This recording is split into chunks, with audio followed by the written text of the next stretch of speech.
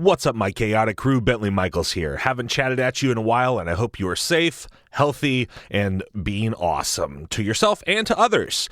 Just a quick reminder up top, these next couple of weeks, by about 5 weeks, I believe, we're going to be doing solo episodes. So today, you get Milo, Mr. Ball. You get his solo episode. So if you're wondering where the rest of us are, we'll be back, of course, but enjoy this very special episode. There's some extra effects and music for you. And, check all the links in the show notes. If you can, donate to somebody, if you can help out, some of the sponsors that are working with us, please do so. But if you can't, no problem. Be safe. Be kind to others. Enjoy the show. In a vast landscape full of adventurers, you are now listening to the world of chaotic amateurs.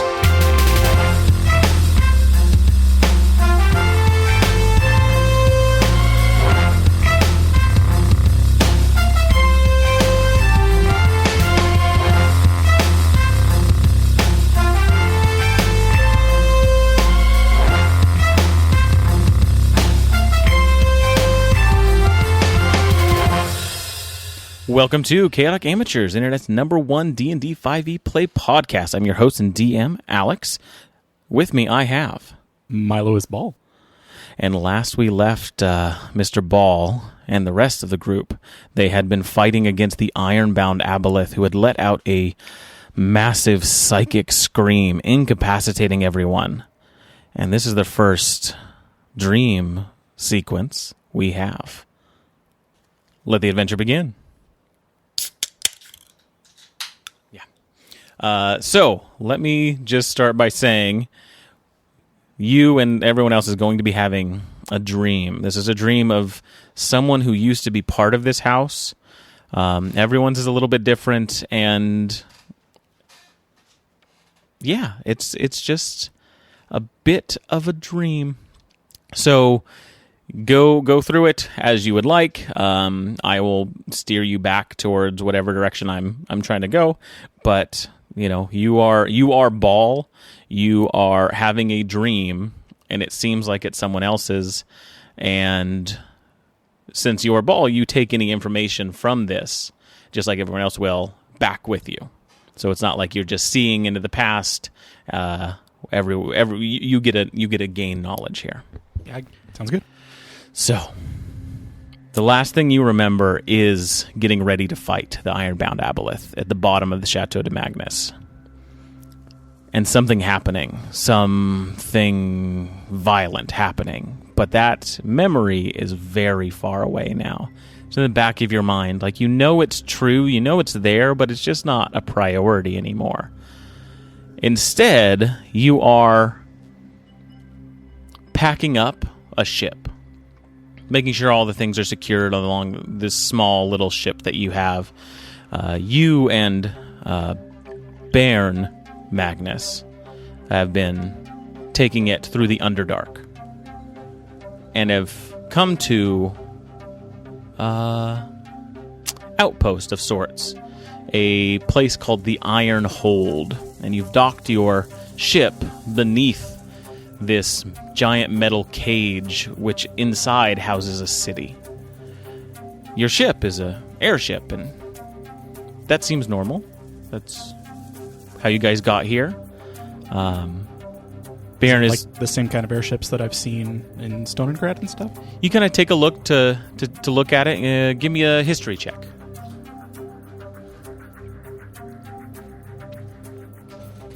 17. 17?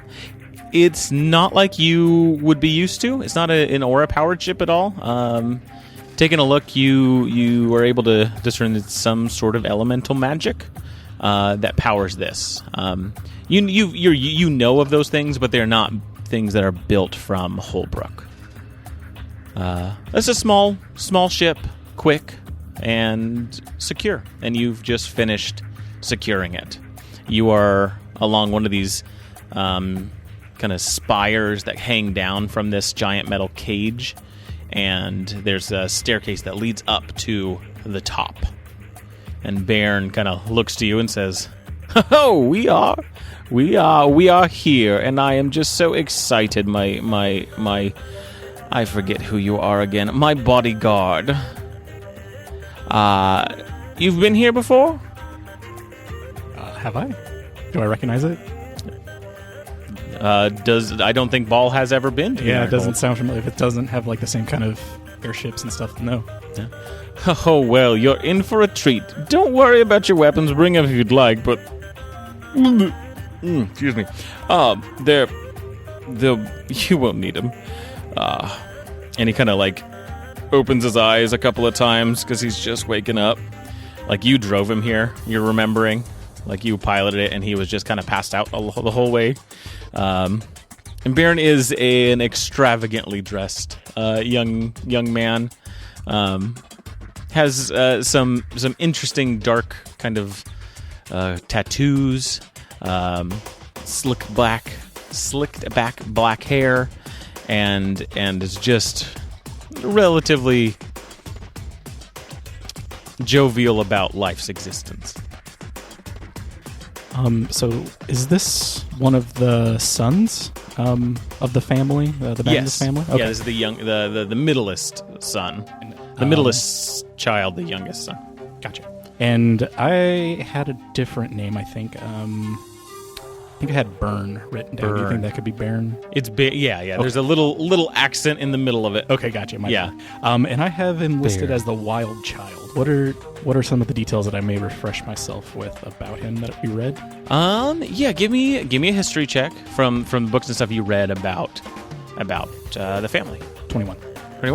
Yeah, you definitely went through the library and did quite a bit. You knew Gaston was not the heir, but he was the one that took leadership after the parents left.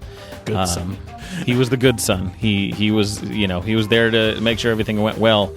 Baron is not. He was reckless. He did not want to.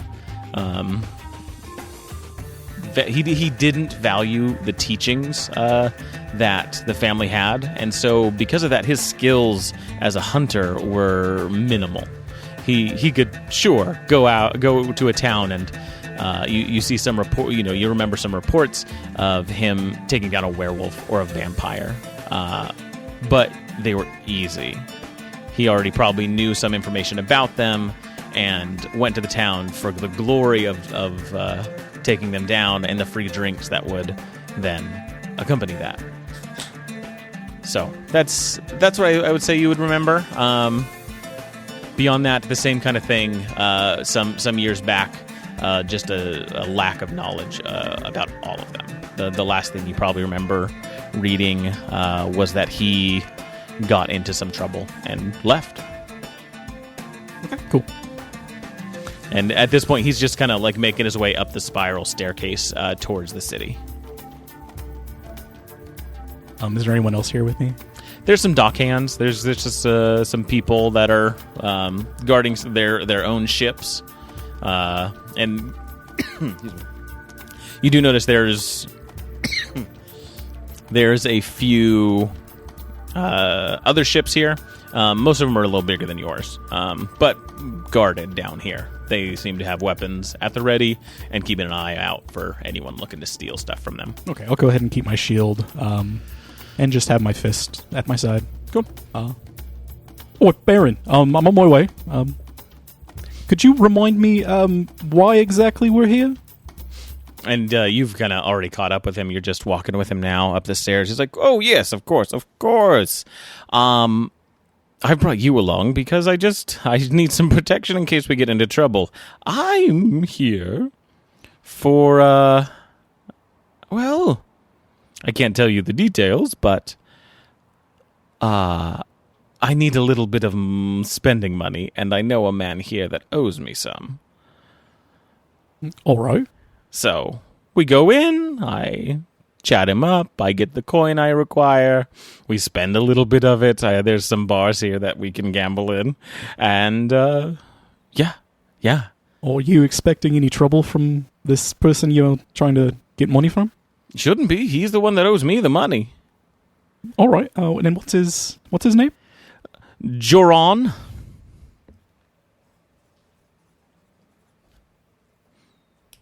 Okay. All right. Well, let's head in. And you guys are kind of at the gates that open up. And as you get to it, you see this. It's this massive iron cage with interwoven bars that have a pretty tight fit, but the thing's like 100 feet across and not 100 feet, sorry, like 60 feet across and then like 80 feet up and down and just attached to the top of this massive cavern, this massive kind of orange and brown earthen cavern.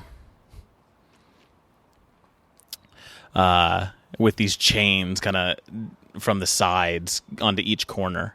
But you enter through the bottom, and there's a kind of like a gate, a customs gate, if you will, that you have to step through. They can just kind of look you over and allow you in. A couple of just, tough-looking brutes at the gate, but they don't care too much. You somehow got here, and they let you in. And as you enter into this massive iron structure, you see what's inside, and it was kind of obscured from outside.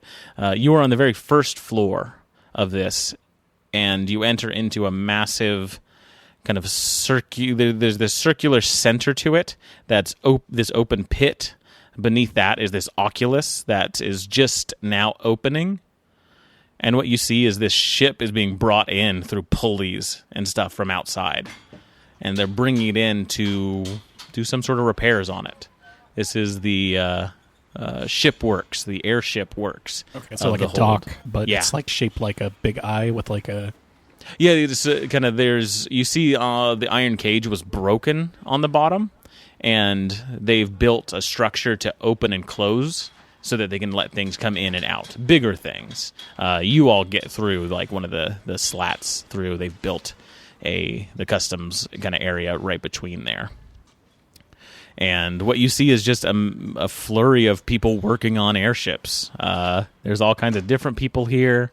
There's a few stairs that lead up further, but you can't see up past the ceiling above. And along the ceiling is just this shanty town of homes that just kind of exist butted up against the ceiling. It looks like that's where all the dock workers live. Oh, that's really cool. The other thing you notice as you enter is this just odd haze in your head. Like you enter into here and you have to like close your eyes and then it's gone. And that's what you got. Does it feel like I can fight it, or is there like a magic associated with? Give me an insight check or an arcana check, if you'd like.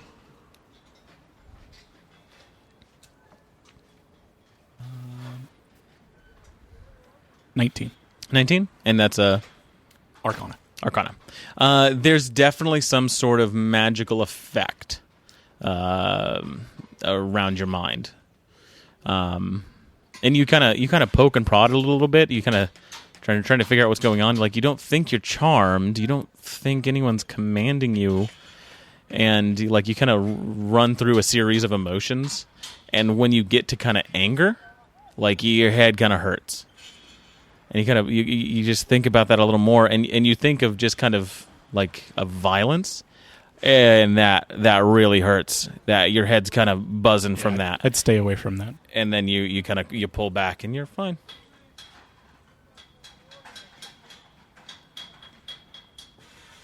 Okay. Well, bodyguard, this is the worst part of the city. This is where they work on ships. Anyways. Well, a lot of these people have excellent skills. Cool. Handy skills. Yeah, sure. They could. They know how to use a tool very well. A hammer at the front of a ship or the back, maybe. And there's like a little goblin that's like walking by, and he just kind of like nods at him, just excitedly. Yeah, he's probably going to go put a hammer on something. A hammer fixes a lot of problems. That's true. I've once killed a a very nasty swamp beast with a hammer. Just put a hammer right through its head and out it went. You know they're susceptible to head trauma. Well, I wasn't really talking about hitting people or But things. still, a swamp thing is a good problem, a bad problem to have. And yeah, a hammer does fix it. You, Goblin, thank you for your service. And he begins kind of walking towards the stairs. I just kind of like shake my head a little bit and follow. You guys make your way up to the second floor. You get to the second floor, and this is a little more bustling. Here, there's a lot more just people here. Mostly pirate-looking types, mostly criminal-looking types. Okay, yeah, I'm used to that. Yeah. You get a sense for what this place is, and it's a pirate haven. It is a city where the people that don't want questions asked about them can come and feel a little safe.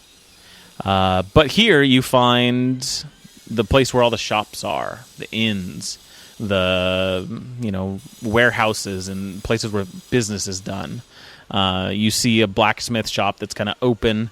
You see a general goods store. And you see an odd little pawn shop, Nick and Nax, as the sign reads. And then in the center is this just wall that kind of goes around the whole center of it. Something's in there, but no buildings, nothing's built into the center. So all this kind of exists on the outside where the buildings are. And the stairs kind of come up from below, and then right at that same spot is the stairs that go even further to the third floor. Fantastic, isn't it?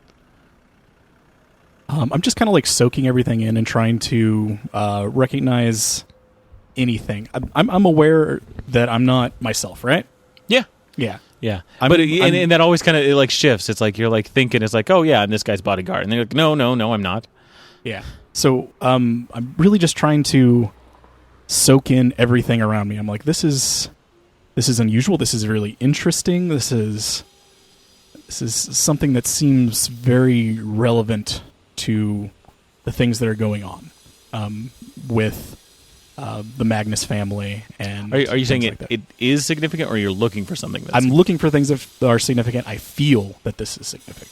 Gotcha. And I would be kind of going on along for the ride a little bit. I'd be looking for things, looking for people. So yeah, give me a perception check or an insight check. Perception's probably going to be better.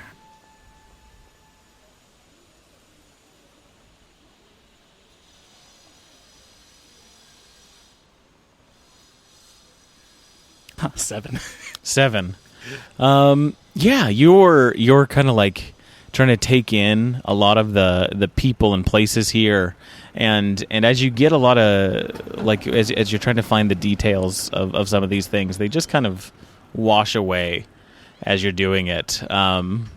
It's hard to focus on anything in particular, and you're just kind of keeping up with Bairn, who's just going from kind of place to place, chatting people up. And as you're kind of looking to the side, trying to notice anything, it's tough to take in. You don't gain much insight as to anything that might be connected to what you were experiencing before at the chateau. Okay. What do you want to do?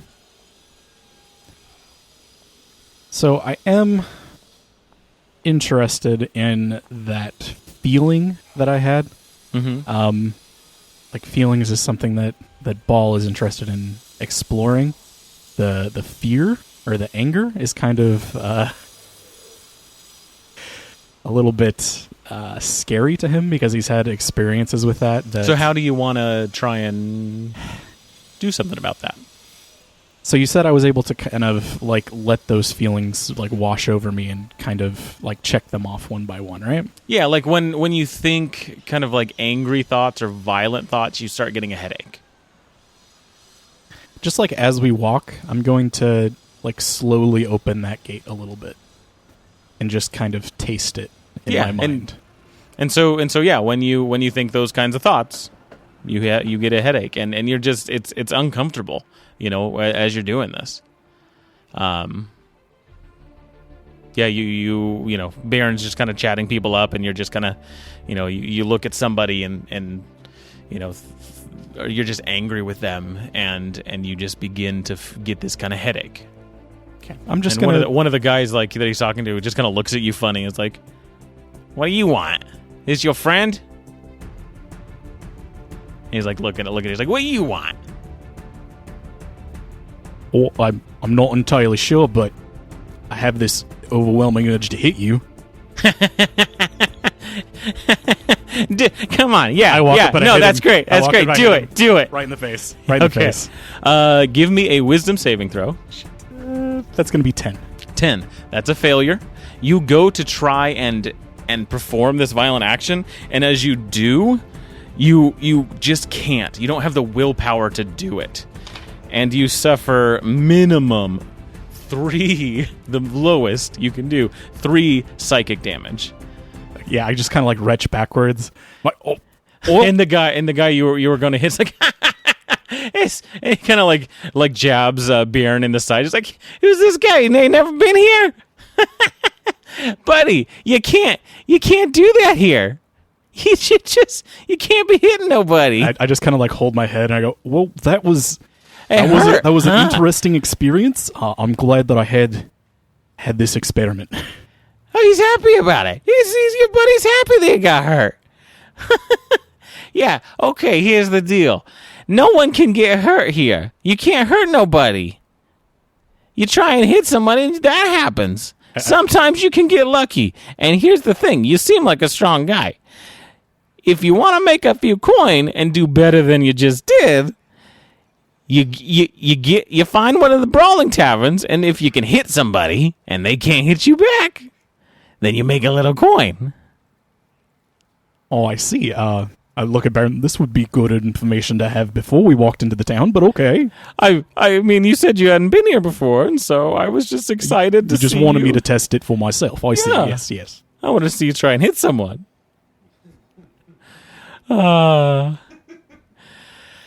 Anyways, I will see you in a bit. Where are you going? I just gotta go talk to my friend. You know how it is here. You can't hurt nobody, so I'll be safe. Don't worry. Take in the sights. Do one of those little fight games. That seems fun. All right. If you don't think you need me, it seems like I'll be it's fine. safe here. I'll be fine. Should I check in with this Jordan character if I don't see you within a certain amount of time? No. Don't go talk to him. Don't even mention that man's name. That would be a bad thing. So don't mention his name. Okay. Yes. I understand. And he's like, as he's telling you this, he's already like walking away ever so often. It's like, yeah, no, just have fun, just see the sights, and he's just walking up to this 3rd floor now. Okay. And that little gnome guy is who he was talking to is like, just looks up and he's like, he's weird, huh? I'm just starting to get to know him, and yeah, he seems a little weird. Yeah. So what do you do around here? Oh, I whatever you need, really. I am a gun for hire, mercenary. If you tell me to kill people, I'll kill them. Even here? Not here. I can't do any okay. of that here. If you knew how to do that here, that'll make you a few bucks, though, huh? I think it's something interesting to look into, but I don't know. Since I have free reign here, do you know if there's a library I could go and investigate? Like with books? Like with books. Like you want to learn things, understand. Oh no, huh? You don't value education. Value reading? Yeah. I mean, I'll read a treasure map.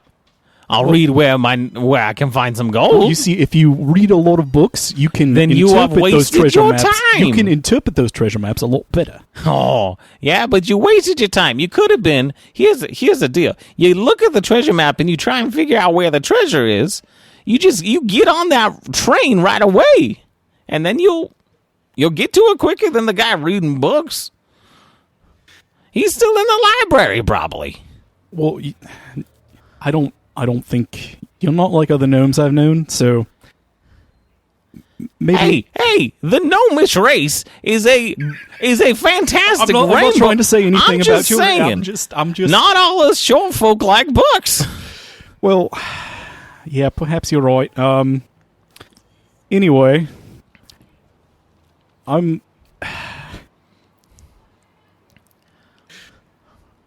just going to kind of take another look around. I want to look for...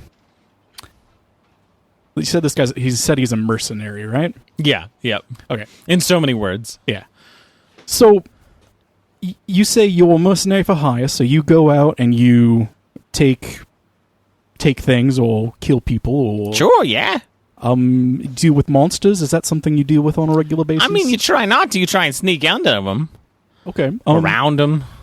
If someone was looking for information about monsters and creatures and the such, Yeah. where would they find that information here in this town? Oh, well, I guess you want to... I would wonder what kind of monsters you're looking for. Is it the ones here in the Underdark? Because really, you just got to go to the bar and ask them. Because everyone's got a story about a roper or a batch of angry drow coming after you. But some of those weirder ones, I don't know. You gotta ask somebody that knows about monsters. You gotta ask. I mean, the family might know. The Magnuses. The Magnus. Who's the Magnuses? Never mind that. What's the family? Oh, the family. That's right. You never been here. The family Black. They live up top at the 4th floor. They control this whole thing. They deal with some weird stuff. Sometimes they bring monsters into the pit, and he kind of points towards the center of the room, where that the kind of wall is at the center. So bring monsters to the pit to watch them fight. It's funny to watch, two monsters fight, and they can't hurt each other without hurting themselves. Oh yeah, that would be. It's good. I think next week they're doing a fight between a giant spider and some lizard with 2 heads. That sounds kind of cruel. Well, they're cruel. Where do you think you are? Well, they're still living creatures. I mean... Well, not for long once they get in that pit. Oh, I guess you caught a point there. Yeah. And then we eat them, I guess. I guess sometimes they'll cook them up at the bars, whichever one, because you want to root for the one you want to eat. No, that's the other way around. You want to root for the one that you want to kill what you want to eat. Oh, you. And then if they kill it, they serve it at the bars. It's like fried spider legs or something. Yeah, I understand. That's interesting. This Black family, is there a way to get in contact with them and maybe have a parlay? I mean, the Pirate Kings talk to him directly, and then the guy that's in charge of this whole, and he kind of broadly gestures around this, the business area. There's a head there that talks to the family. No, but us common, we don't really have any use for talking to him. I've seen the missus a few times, and she's a bit of a dry rug. It's a gnomish phrase. Dry rub. No, it makes sense in my head. Yeah, you get it. Well, all right. Thank you very much for your information. I think Of course. I think I might just have a walk around and see the sights a bit, and maybe make my way up a few flights. Oh, all right, my friend. Well, it's been good meeting you, and I'm glad you didn't punch me. So, Adios. I was going to tap into that feeling one more time. And I'm going to like focus really hard this time. And like as he turns and walks away, I'm going to try to punch him in the back of the head again. Okay. Just to kind of feel Just that. you want to see if you can do it. Give me a wisdom saving throw. 16. 16. You hit him. You hit him. Deal damage. Oh! Oh boy. Yeah, that's a bit. That's going to be 14 damage. 14 damage. You rear up and punch him just like, I got to imagine, like he's so low, you just come down on his head and like he like just crunches like 2 inches. You know, he's just that much shorter now. And as you're doing this, you get this rush kind of coming from your fist of this searing pain that hits into your brain, and you take 11 points of damage. Ow! As your brain just rattles. And the little gnome is just like, "Ah, you son of a bitch! I always knew you were trouble!" Kind of like, oh, man, like, oh, that's something else. Oh, that's something else. He pulls out a dagger and deals 6 damage to you as he stabs you. And he takes 4 damage. 1 more than the minimum. Hold up. I just wanted to test things out a little bit more. I wanted to feel that. And he's just holding the like knife up to you. It's, "You son of a bitch." And you can tell he's got a big old headache. He is really thinking like violent thoughts. I just like, kind of try to push those feelings away, that anger feeling, and like just try to embrace like the natural feeling that I normally do. And I just kind of like wave him off a little bit and start walking away. Yeah. He backs up slowly, keeping an eye on you. But and I you do two part. I do like try to keep that thought in my mind, that anger and that pain that's associated with it. Mm-hmm. And I just kind of like hold on to that like in the back of my mind, not try to experience it anymore, but just kind of, I mean, just kind of having those thoughts it just powers the headache, the pain in your brain. Yeah, it's interesting. It's interesting. What do you want to do? I guess.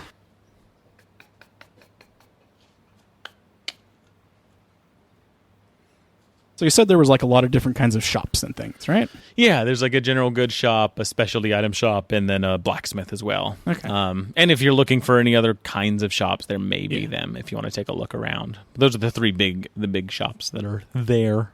I think I would want to go and check out like the specialty item shops and look for like magical items and things like that. Nick and knacks. Yeah, just little toys, odds and ends. It's a little hole in the wall, and it's got this nice sign, but it's probably like 10 feet across, like butted up against 2 warehouses. But the sign is nice and magically glowing.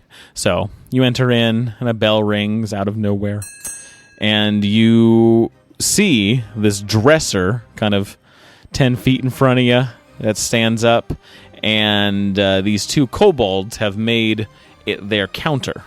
And behind this is just a mass, just a pile of things like candlesticks, weapons, bags. Something wet is dripping on the side of it, and it's kind of coming around this dresser and kind of starting to creep into the main entrance of this place. And there's one of them that's sleeping, and the other one just kind of juts up. It's like, "Oh, hey, come on in, friend. Come on in. What are we looking for today?" Yeah. Are you looking for this? What is it? Oh, it's what is that? Hey, and he pokes the other guy. "What is this thing?" And the guy kind of wakes up. What? That's a feather. Like from a bird? "Oh yeah, that's right. It's a bird's feather." "Oh God!" And he kind of tosses it, and he's got a bunch of like black stains on his hand. "That bird was bad." Oh, I think that might have been a quill. That's something I'm quite familiar with, actually. Oh, well. Do you want it? I can go get it. If you're giving it to me, I'll take it. Well, hold on. Hold that thought. Increase it. I'll be right back. And he kind of jumps in to where he dropped it and comes back out, and he's got, like, the quill. Here you are. I'll take it. All right, that will be. What are we selling the quills for? He can have it if he wants, like, a couple copper pieces if you want to buy it. Well, that seems fair enough. How about this? And I take out a small piece of paper and dip a little bit of ink in there, and I write a little glyph on there, and I toss it over to him. Does he catch it? He doesn't try to. It just kind of flies at him, and when it gets in his general vicinity, there's a big boom. Like it's just a loud sound. Yeah, just like an exploding sound. The one you gotta throw to the quieter one just kind of like covers his head when it happens, and the other one is like, "What the hell?" And he jumps into the pile back behind him, and he says, and he kind of picks up the paper. Well, it seems like this might be a magical quill. You might want to keep this and sell it to someone. Oh, hold on. That's our magic quill. I believe that's more money than a couple copper then. Shoot. It'll be 4 gold. Oh, well, that sounds like a great deal for someone. Why don't you go ahead and keep it and try to sell it to them? Oh. You don't want to buy it? I'm not really looking for... I have my own set, and I, like, hold out my arm, and, like, my pen of quills and ink pots and things pop out. Oh, you would know. Okay. And he kind of grabs it and kind of, like, takes a little, I don't know, nail or something and starts kind of, like, scratching into it. Like, fancy 4 gold. More? Question mark? Well, since I see you have some magical items, are there other items that kind of bear any interest to adventurers and travelers like me? Yeah. No, we've got some peculiar space. Yeah, we got all kinds of fun stuff. Here, try this one. And he kind of throws a ball at you. And here, there's this thing. And I'm getting into the gnome's voice again. And here, try this one. And he throws like a bag of some sort of herbs at you, and you kind of catch all of them. And like one is like it's a crystal ball, and you can see yourself in it, like from above. But it's got like this big crack along the side of it. Well, this appears to be damaged. Do you know what it does or could do? Well, it's a crystal ball. You can scry, you can see places with it. It does tend to only see the space it's already in. Well, that doesn't sound very useful at all. I don't know. What about this other thing? I hold up the bag of spices and stuff. Yes, the bag of spices, if put on something you're cooking, will increase how good it tastes. And while he's talking, I'm just going to slide that crystal ball into my back pocket. Okay. Give me a sleight of hand check. Just because screw kobolds.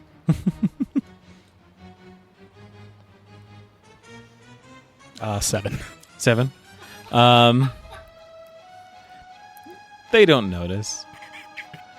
Okay. You can see one of them does, but he's like, it's good, it's gone. You know? It's just not worth it. It's not just... He sees you, he's like, that's... the spices, I think, are 3 silver.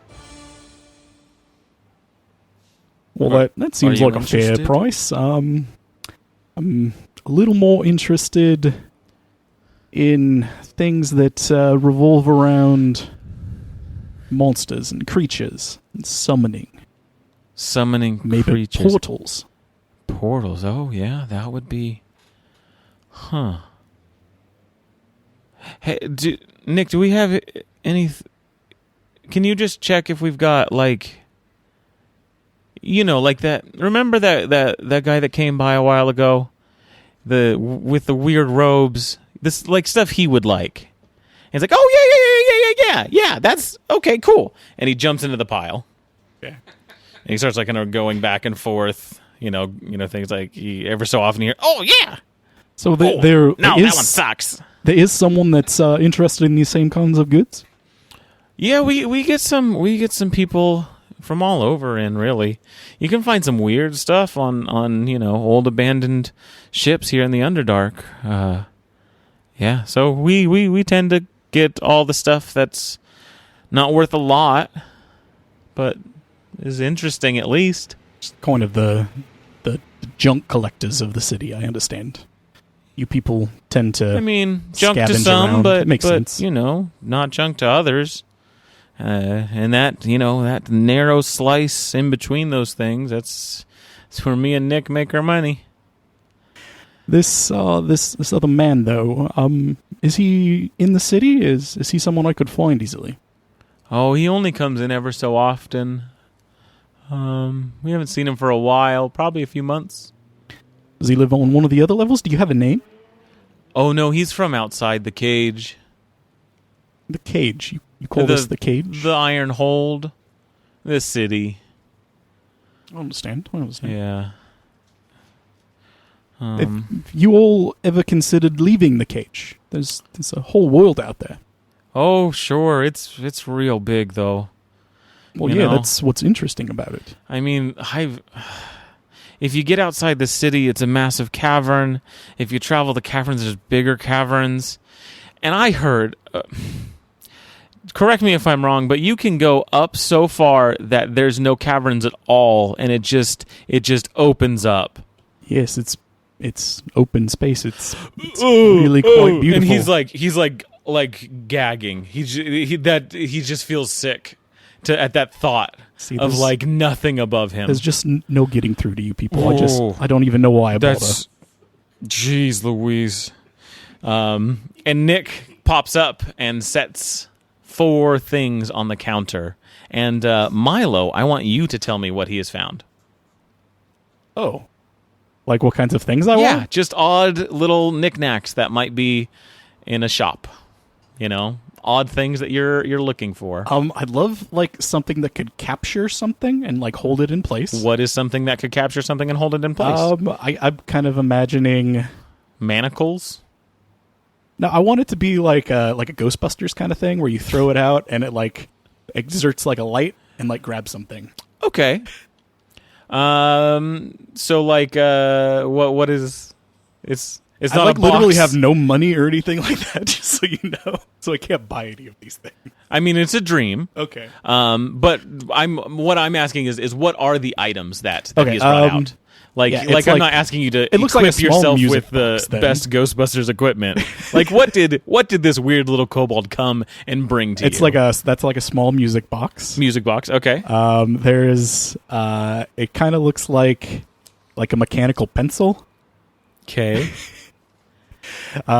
There's what else?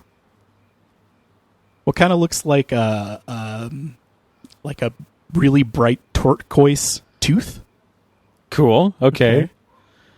And he put that feather back up there.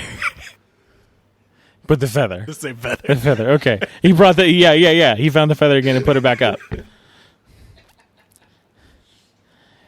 Here. This is what you're looking for. I don't know that. And he looks exhausted. They just look like things to me.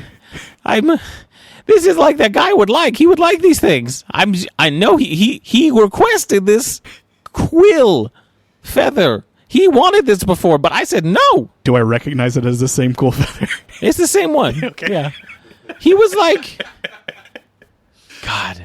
Yeah, it's the same one. Because like he put like 3 of the things up and it wanted 4, but he saw like his buddy and he just kind of grabs it from him and puts it on the counter there. It's good stuff. Well, I don't. These are the things that he would be interested in, right? Yeah, like a wizardly type. What would you want for these three? Which three? The box, the tooth, and I forget what the other thing I said was. The music box, the mechanical pencil-looking thing, and the turquoise tooth. He looks at him. He's got looks at it through at some torchlight. That's a gold. That's a couple of gold. That's a couple more. How about this? Come on, are you going to spend the money or not? And kind of as he says that, you're just holding a bag that has like some weight to it. Oh. Like, feel the bag, and I just like pull out a coins. few coins out of it. Yeah. You pull out some coins, and it's enough. And I'm just I feel weird about it, but I give it to him. Ha, thank you. Perfect. Put this in the safety deposit box. Yeah, of course. And kind of walks to a portion of the pile. Are you sure you don't want this feather? I think you'll have bird thing. I think you'll have good success with that. Why don't you keep it? Okay.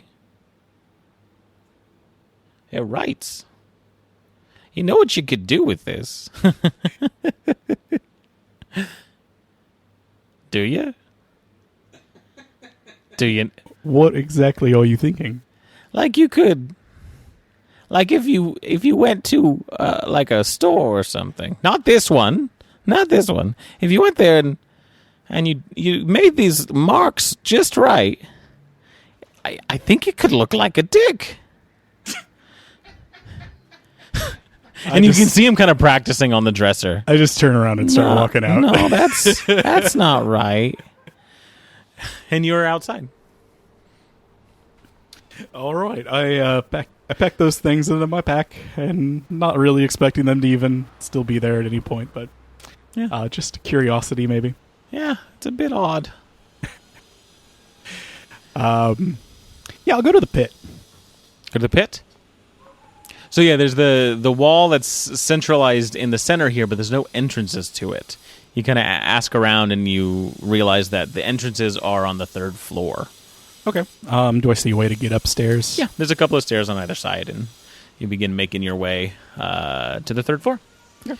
You walk up the stairs, and it's a bit different up here. There's more homes-looking kind of places. This is also where most of the bars are. You can see there are 3 large facades for bars, each one mentioning the name of a pirate captain.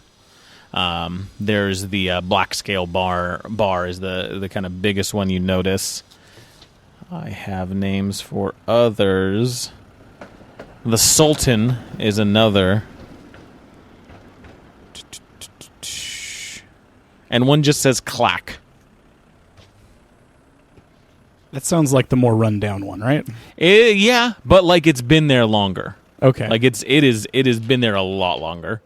And also you see, like a very well-to-do facade. Looks like a bank of some sort of safety deposit repository. The center of this room has that same kind of wall in the center that goes around, but you see entrances to it here, and you can see metal bars that you can see that kind of go up to the 4th floor, or at least in between there, and there's this stadium kind of seating around it that looks down to the center pit. Do the bars kind of circle around the pit? Would there be like patio areas that people could like look down from the bars? I would say yeah. There's probably there's you can see that most likely there's people that gather around there when there's a fight. I'll go into the fancier looking the Sultan. The Sultan bar. Yeah. And yeah, looking around, there's more groups of people here. You're noticing there's at each of the bars there's a group of what looks to be the pirates that tend to frequent the bar, and just more people having conversations away from others. Just quietly talking, making sure no one else is listening. No one looking to protect anything because you can't hurt anyone here, but making sure at least information is kept secret. And as you're going towards the Sultan, one thing kind of seems out of place. There's a dark elf that is just kind of like hailing people. It's like, hello, can I just a few minutes of you? And like no one is paying attention to him. Like there's a few beggars that you've seen like that ask for coin, and people tend to actually give them coin here because they're so persistent if you don't, and you can't do anything to them. So they get a couple copper pieces, but no one is even paying attention to this guy, which just seems odd. Okay. I'll walk up to him. Excuse me, sir. I just need a few minutes I just need someone's help. Are you trying to get out of here? Go above ground where it's nice and beautiful? Kind of, yes. Well, very similar to that. I'm because down here it's really quite dark and dingy, and it up is, there which I like. It's expensive, and you can see a lot of things. Yeah, that is nice. I do like that. I mean, it's all started in a city up there. I mean, to make a long story short, I kind of participated in a ritual that didn't go as I thought it would. Like I showed up late, very end. Okay, didn't know it was happening. Showed up, thought, yeah, this seems fun. Let's summon something. And when the ritual completed, I kind of became the thing they summoned, or he became me. I don't know. Either way, I am bound to this disgusting creature, and I need a way to break that. I need a way to make that stop happening. What makes this thing disgusting? Why are you so adamant about getting? It's just wet all the time. And why is it floats and has like not arms but just appendages, and I think it's got at least 5 eyes. Sometimes I see through its eyes, and that's a trip. Is this kind of like the thing that we saw in the basement? It seems he's describing like something very similar. Okay. Yeah. Yeah. And we have a weird connection, I know. I've had friends, they've made deals with the devil, made deals, with the Fae or the Raven Queen even. And, like, I understand those. Like, they made a choice. They got power because they wanted it. The terms were understood. That's what's going on here, but I never wanted this. I know the ritual probably said I did, but I didn't.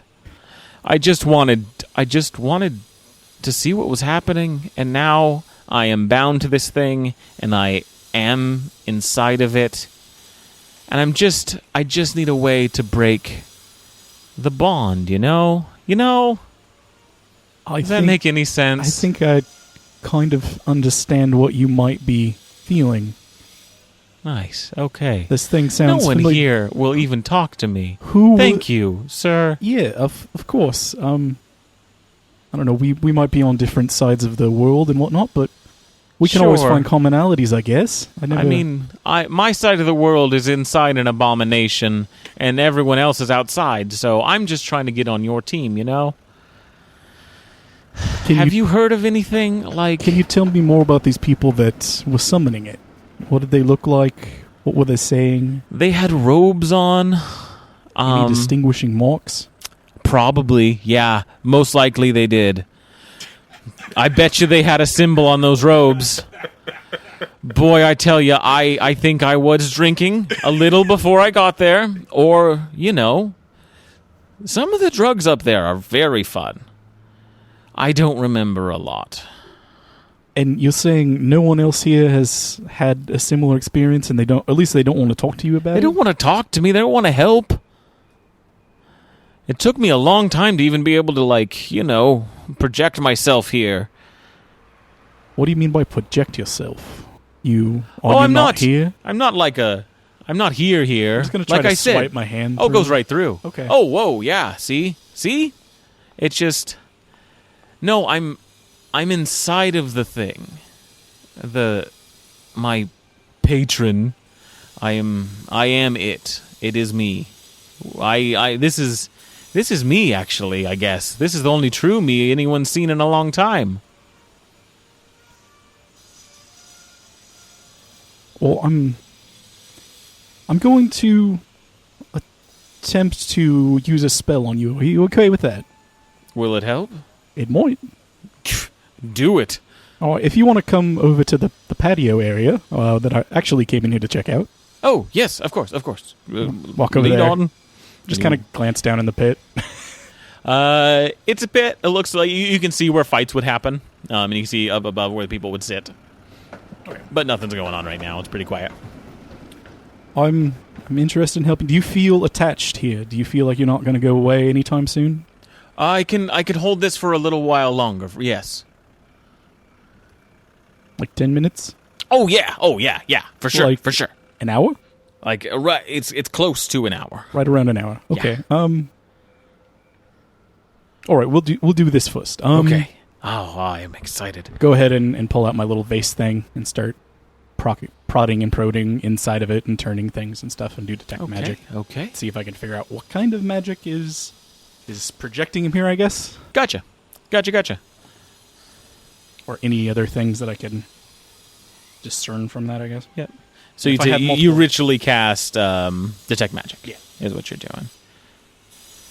Gotta go ahead and put that 5e qualifier on there.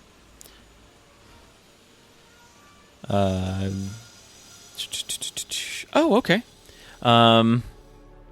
You take a look and you get a sense of necromancy magic that's happening. Is that the same thing that we found with the other or the guy? The monster in the basement. I forget what it was called. Basement. I don't remember. Was it necromancy? I don't know. I don't think so. That was coming off of it. I remember Caleb was doing the necromancy thing. Yeah, he can see a bit of necromancy, but not off of that thing. No, strong. like what you can tell is the spell effect that is going on, that he's able to project himself, is from the school of necromancy. Okay, and that generally deals with like life and death and stuff like that. Kinda, right? like he's a spirit. He's allowing his spirit to come out, and because of that, it's a necromancy. I thought it was divination, but it's butted up against those two things. So this is you. You are in front of me. Your soul, your spirit. Yes, it's a little sliver of myself. So if there was a way I could contain you here, since this is you, you're not a projection. So, yes, I have thought of this. I actually tried to inhabit a person. I know, probably not cool. Yeah, that doesn't seem like a great thing to do. I just wanted to see if I could do it, because maybe there was a bad one I could have inhabited. It doesn't work too well, and also my body is still in that thing. Like, we merged, we became one. Well, if you dislike this place so much, there might be a way to get you out of this creature. That's what I'm looking for. If I can break the control he has over me, then I can get out. But since he has a piece of my soul, he gets to control me. It gets to control me. That's why I'm trying to break the bond we have, the pact. Dude, this is so cool. I love this.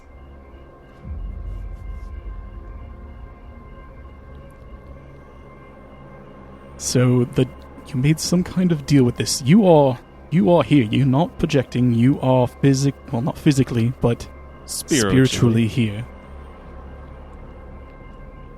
I want to try to find a way to bring the rest of you here. I can show you where the rest of me is. You're here in the in the city? Or? In the cage here, yes. The creature They've locked it into some container. Is it supposed to be fighting here? Do you know? I don't think so. They keep it hidden away. They don't like it very much. They don't like it almost as much as I do. Jeez, I think this is... I feel like I need to find this thing. But I want more information. If you do find it, and you can convince or force that creature to break our bond, then it'll be dangerous, but I can get out of him. Are there others in there with you? No, I think it's just me. All the other creatures all the other people that were summoning this thing, they all died. Except for me. I was able to resist being consumed by it. Though I kind of was. It's very weird. Yeah, it sounds very complex and yeah. And as you kind of begin thinking of that, and like kind of like all the gears are turning in your brain about what is happening, and you're trying to piece it together, you realize that you're no longer having that conversation with him. That he's just not there. Shit. And you notice that you realize this because you're kind of focused on two figures headed your way. Okay. They're looking like at you, not at anyone else. There's not too many people nearby. There's one taller Goliath, and you see this odd like bit of metal just kind of like nailed to his head. Okay. And then there's a dark elf gal following with, and the Goliath just grabs your arm. And you can see him just kind of wince a little bit, but he's okay. Oh, I think you should let go. That's not okay here. Yeah. If you could... And the gal kind of comes up and says, I suggest you come with me. And I'd like you to make a wisdom saving throw as she has cast suggestion on you. 11. 11. That's a failure. And you feel like you should go with these two people. Cool. Love it. So the two of them begin taking you up even further to the 4th floor. Up here you see the top entrance for the pit at the center. Looks like there is a locked iron gate that goes down to a balcony that's in the center. Looks like that's where all of the announcements are made for anything that happens in the pit. Beyond that, you see estates, like very fancy housing, but the floor space, like the square footage is limited, and so they're built tight next to each other, and there's not a lot of room in the center. They begin taking you to the biggest one, this iron home, where instead of like pillars made of granite or stone of some type, it's just this rusted iron that comes down and holds up this house. There's a number of fountains kind of placed in the front, a staircase that goes up to this massive red door, and they begin taking you towards it.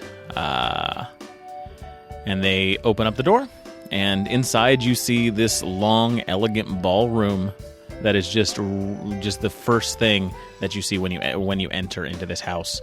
Along the sides, there are tables and chairs. There's a few doors on either side, and above the second story is a balcony that wraps around. Red carpet trailing the middle of it, and paintings of all kinds.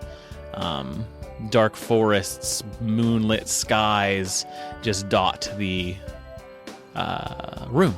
Anything stands out that I can recognize, like from where I'm from? Or yeah, as they're taking you to kind of sit down, give me a perception check. 4. No, you can't get a sense for any of them. They all, as far as you can tell, appear to be scenes from the night. There's no like blue skies or anything. But you finish your suggestion, and you have come with them and sit down, and you come to again. You're just like, what? All right, so where's Baron? What did he do? I think the others are getting him. He should be along shortly. That's the Goliath that kind of set you down. And both of them just kind of walk towards the front of the door and just kind of stand guard there. Well, can you at least tell me what he did?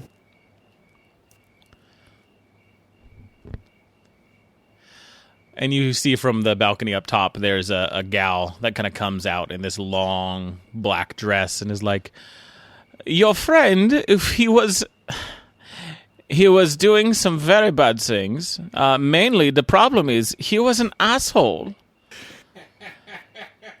And I wonder if you too are an asshole, or if you will help us find your friend.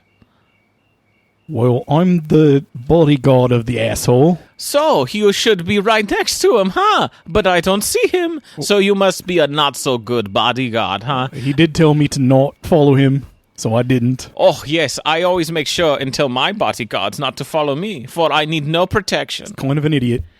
Yes, like I was saying, he was very dumb. But you don't know where he is? Is this what I'm hearing? Not a clue. Who are you? This is not a ruse? Who are you?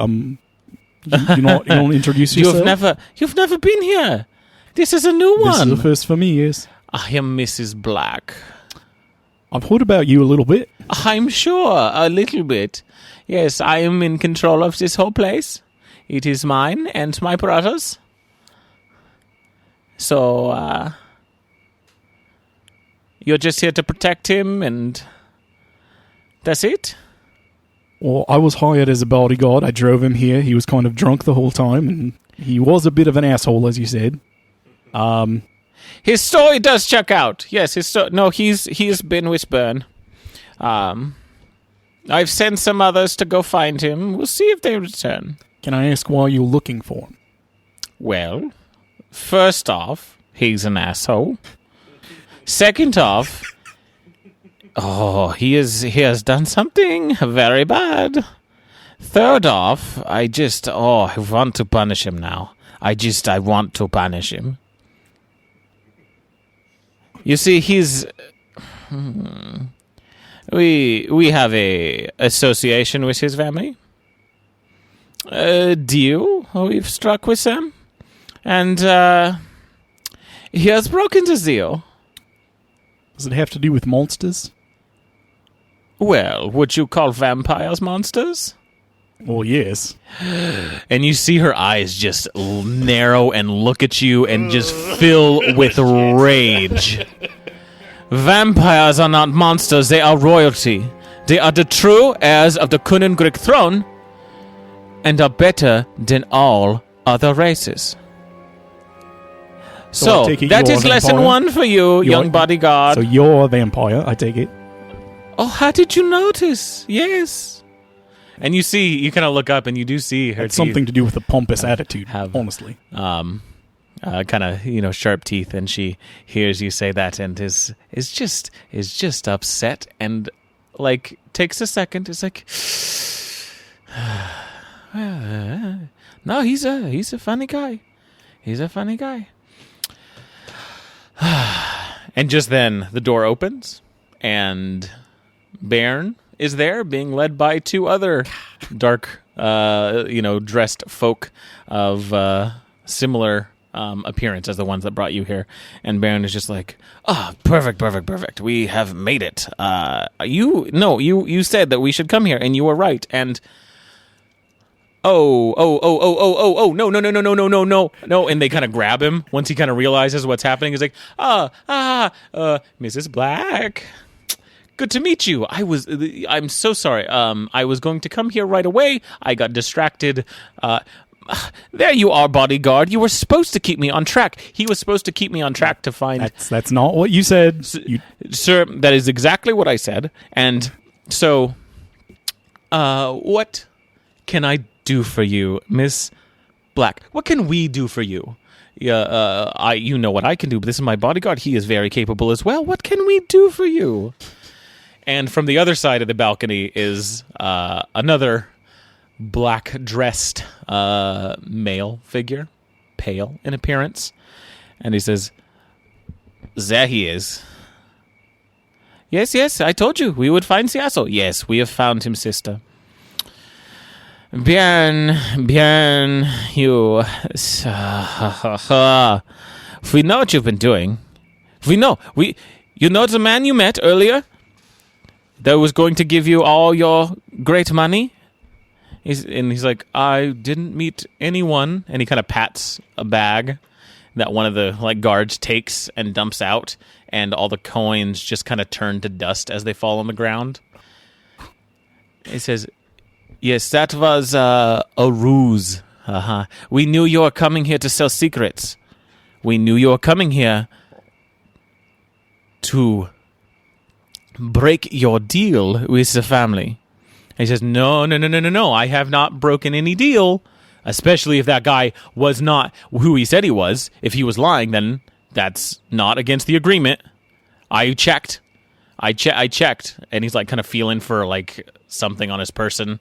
And the male vampire, Mr. Black, kind of pulls out a scroll and reads from it. He says, "Yes, you are not to make any ill will attempts against us or our lives. That's what it says. But if you disseminate secrets to our people that would then result in our deaths, I do believe that would fall under this clause. You telling the Pirate Kings how to kill us while in the cage disrupts everything." And he's just kind of looking down now, Baron, and is just kind of I understand that. I was just hoping to get a little cash. I've got some other things I've got to deal with, and your Roos, he seemed like he was kind of stupid and wouldn't be able to do anything. So I thought easy money for me, and you get a new person to eat. Yeah. And the two vampires kind of float down to the center of the room. And you and Baron are just next to the same table, and they're kind of looking at you, and they begin kind of whispering back and forth. Can I stand up and go stand by him? Yeah. Okay. Yeah. I'll do to it. stand up and go next to him, and they're kind of talking. Did you want to talk to Baron? So I take it you really messed all this up? And Yeah. You dealt with the wrong person. Yes. Would it have helped if I was there, maybe? No, I don't think so. Can you see through disguises? Because apparently they disguised. Yeah, possibly I could have if I would have been aware of the bodyguard. You should have told me that then. From the get-go, you should have told me that. I have a whole list of spells here that I could have helped. Where's my easy access guide to your list of spells? I always require that from all my bodyguards. Well, you didn't ask. I see the bodyguard training school did not teach you the importance of offering this kind of information up front. But that's fine. I'll speak with the management of the... How did I hire you? Where did you come from? I don't know, but I really hope you have a way out of this, because it'll and he kind of looks over at him. I'm not dying for this job. It should be fine. We do have an agreement with them. They can't. They don't want to. They don't want to break their. They don't want to. We give them some things that they enjoy. Eating people, it sounds like. I mean, they do that, but just some odd creatures we send their way. Oh, like the water monster creature that possesses people and takes their souls? Those kinds of creatures? What? No, just like rogue vampire spawn from Usama. they're lost, and it's better that they find a home somewhere. But so we give them to the blacks. Well, I guess that kind of makes sense. Yeah, and so they get slaves, and we get them out of our kingdom. It's a win-win, and there's more that goes into it. Gaston deals with that crap. Yeah, just we'll be okay. And he just kind of eyes them. Well, if you need me to do something, just say banana, and I'll do it. Can you teleport us out of here like real quick? That would be great. Just real quick. Is it that bad? Well, I don't know. I've never been this far with them. Mr. and Mrs., what is going to happen? What's going on? What are you whispering about? And they both look at him and just stare daggers. He's like, so, you have done incredible, terrible things to the family Black. But the family Magnus, besides yourself, are still a valuable asset. So, we will incur upon you a debt. Does that sound appropriate? And he's just like, a debt. A debt. He kind of looks to you. A debt? I don't know. This is your family's dealings. Sure. Yeah, a debt. We'll do a debt. Good, sir. What will we do? Sister, what will we do? Oh, we could give him a task that would take ages, or we could make sure he has to shave his head every time he sees a new person. Just, wait a second. That went French a little bit. We will... Wait a second. I know what we will do. We will give them the Ironbound. We will make sure that it never troubles us again. The family Magnus will take it. Yes, the family Magnus. Of course. Young Mr. Magnus and friend, we have a chest that has been troubling us for some time. Don't ask us how we got it. It was a bad game of gambling. But we do not want it anymore. So, we will be giving it to the family Magnus. So that this transgression that you have done, Björn, will be smoothed away. Okay? He's like, okay, yeah. A chest? Easy. I got it. That's fine. I don't think this is such a good idea. I don't think you should accept it. I happen to know some information about this Ironbound. Perfect. We have good information then on it. The information is that you don't want it. You need to take it. They were saying I'd have to shave my head every time I met a new person. I don't want to do that. Much better. You could always get a wig. A wig? Yes. A wig? There's lots of fancy hats out there. You could do lots of things. No. My hair is pristine. It's exactly where I want it. We will take the chest. No worries. Also, I was hoping for that gold. And they just laugh as they kind of float up to the balconies ahead, up top. Yeah. And they just leave you to your devices. You really are an idiot, Baron. Well, what was I supposed to do? That's why we came here. I was going to get a fair sum of money from this idiot. But I guess the family, knew I was going to do it, which is bad. With a chest, it's fine. Let's go. It's not just a chest. It's a really scary monster. And you don't want it. We'll bring it to Gaston then. He can deal with it. Gaston will be dealing with this for at least a century. I'm sure. I'm a century. You know my family. You know my family, right? Is that how we met? Were you training there? I can't remember. Something like that. I don't even know anymore. He'll figure it out. And you guys are now at the bottom floor.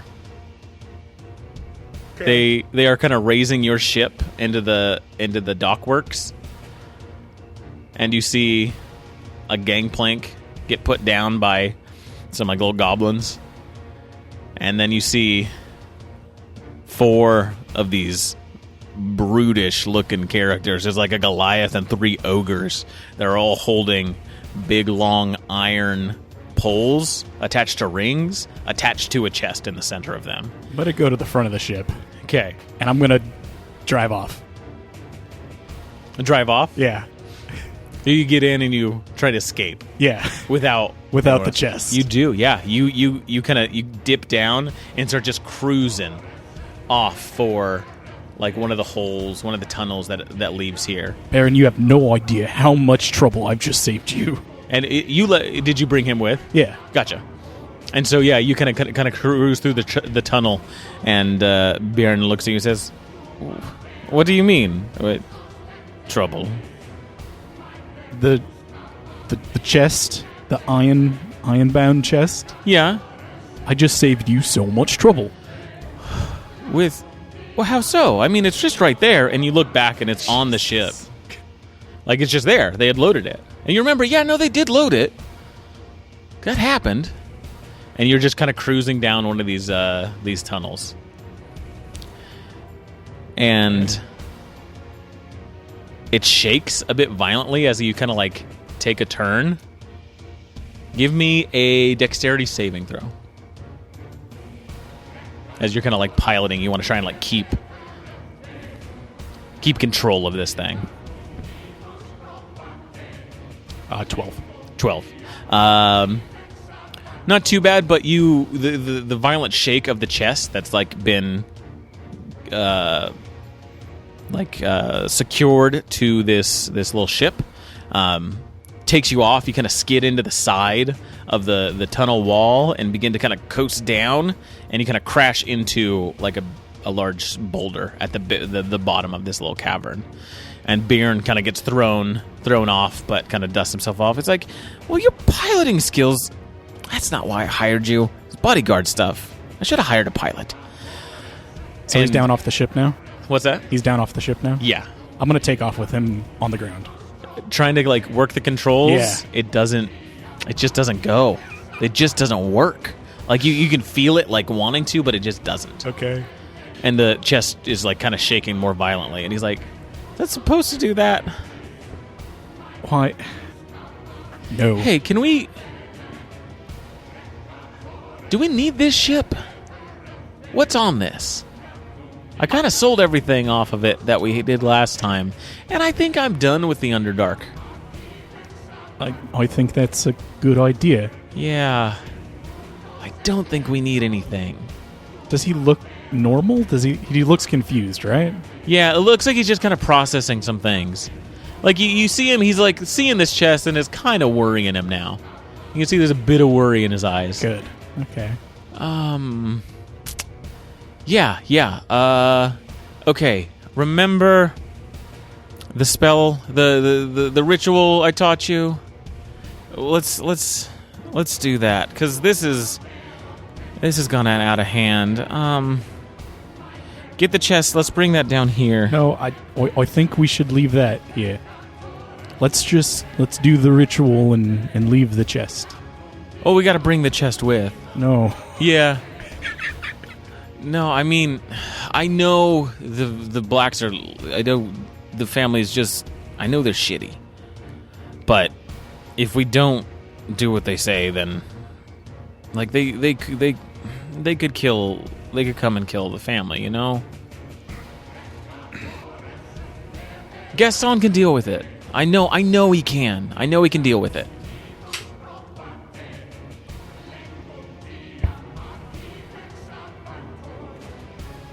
It'll be no. It'll be fine. Come on, get the other side. No.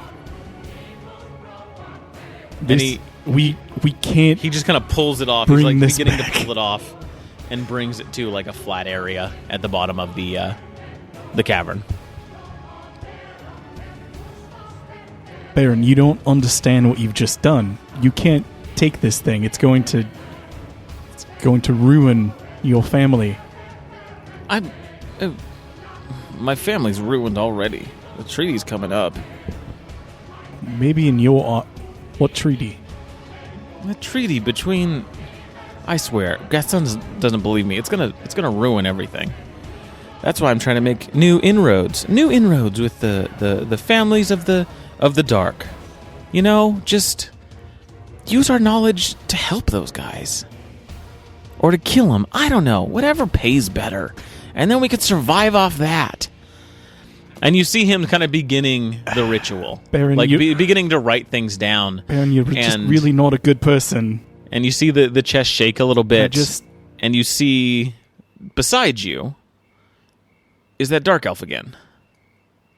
And he's just kind of looking. Oh, wow. We're not in that cage anymore. No, there's a major problem. Okay. You're still... You're with us now, but I don't want this thing to come with us, and I'm sorry. I'm sorry. That's me. You're in there. Yeah. You don't want to help? Oh, I thought you were gonna help. I don't want everything to happen that's going to happen that I know. I can only do this so far. You've taken me away from the city? Like I'm gonna get a beetle to help? I'm gonna get that mushroom to help? This is not good. What's your name, and I'll find out how I can help you. Like I said, just if you can separate the two of us, the iron-bound whatever, and me, Agnog, then I can be free of him. Just if it's too much trouble, that's fine. I'll find someone else. And he just kind of disappears. Okay.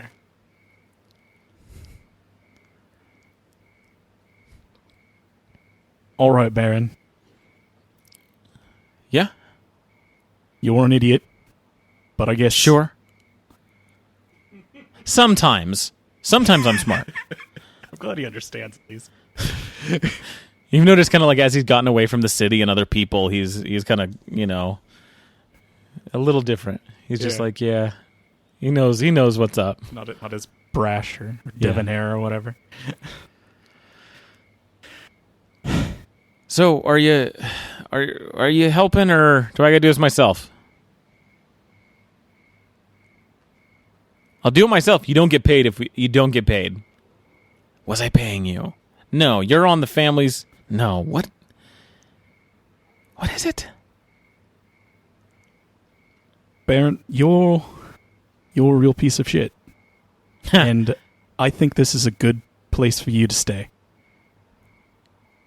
I'm going to cast Catapult at him. I'm going to try to kill him. Okay. Yeah. There's definitely, there's rocks and whatever around. Yeah. Absolutely.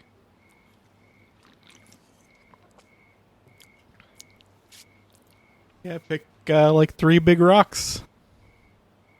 And he needs to make dexterity saving throw. What's he trying to get? He needs to beat a 13, I think. 13 or 14. That makes it, that misses. One of them succeeds. He dodges the other 2. I think it's just 1 save, isn't it? Oh. Yeah, it's just 1 save. His first save was a save. Or here, I'll just redo it. That's a save. Okay. It's 21. And so the rocks kind of fly at him, and one of them just kind of goes through him, and another one just goes over his head, and then he like reaches down to pick something up as another one goes right over him, and he doesn't even notice, like he's just kind of playing his part in this scene. And he's just like, I mean, I'll do it myself. I just need some things. Don't worry. Don't worry. Identify on the box. On the box? Yeah. Okay. Give me an Arcana check. just to see how well you're doing this through a dream. Oh. Okay. 24. That is beefy. Yeah, no, you're able to do that. This is a magically enchanted chest, absolutely. It is a separate dimension inside, so it is bigger on the inside than the outside, like a bag of holding would be. The chains are a separate thing. But they work in conjunction with it, so you know that they're there to hold this thing shut. Because if something is inside of it, it can come out, and so the chains are there to hold it tight. If there was enough force against it, those chains would break. I would say the space inside is the size of a medium-sized room, like not a bedroom, but like a kitchen or something, like a decent, probably 40 by 40. Okay. Or 20 by 20. I haven't decided yet. Okay. Anything else that I'm able to get out of identify? I mean, that's what it is. It's just a chest. Yeah, it's similar to a bag of holding, but bigger. It has a bigger inside, and then the chains are separate from it, and they are there to keep it in place.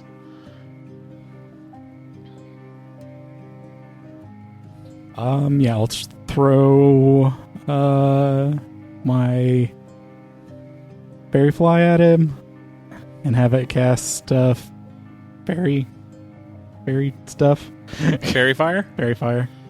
And you want to have it hit. What do you want to have it hit? Have it hit Baron. Baron. I would say it lights him up. Okay. Yeah.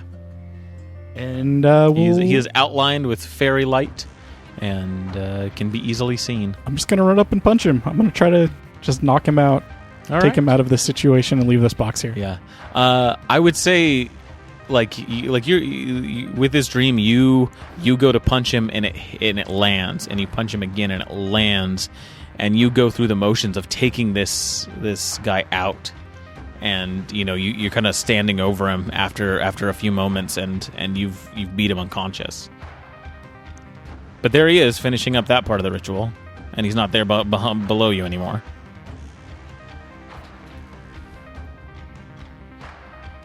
All right.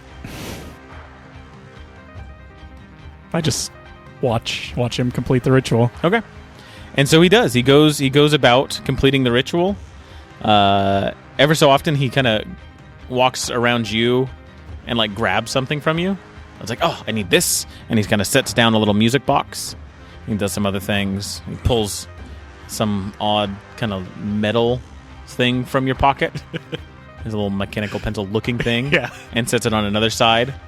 And takes that little turquoise tooth he had. Oh, I really wanted that. And puts it somewhere else along the ritual circle. He says, okay. There we are. What's the phrase again? Bodyguard, I'm sure I told you the phrase. What was it? I can't remember either. I guess we'll have to stay here. I can't remember either. We'll have to stay here.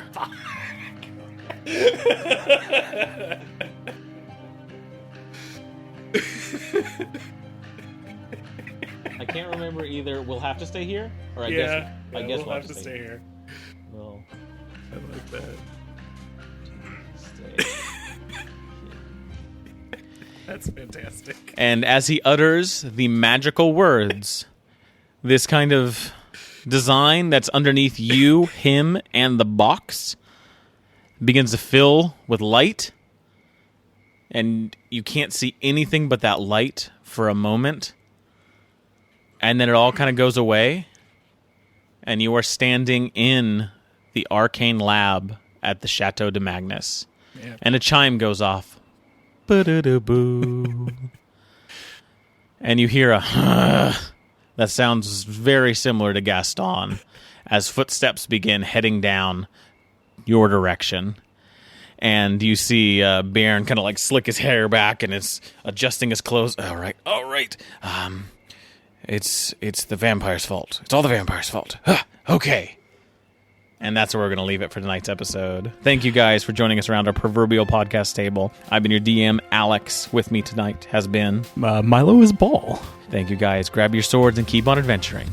Follow us across all platforms with Chaotic Amateurs. Please subscribe, rate, and review our show on your podcast app of choice to help us climb the charts and find new adventurers. Or become a patron on Patreon to help our heroes continue their quest. Thank you for listening to Chaotic Amateurs.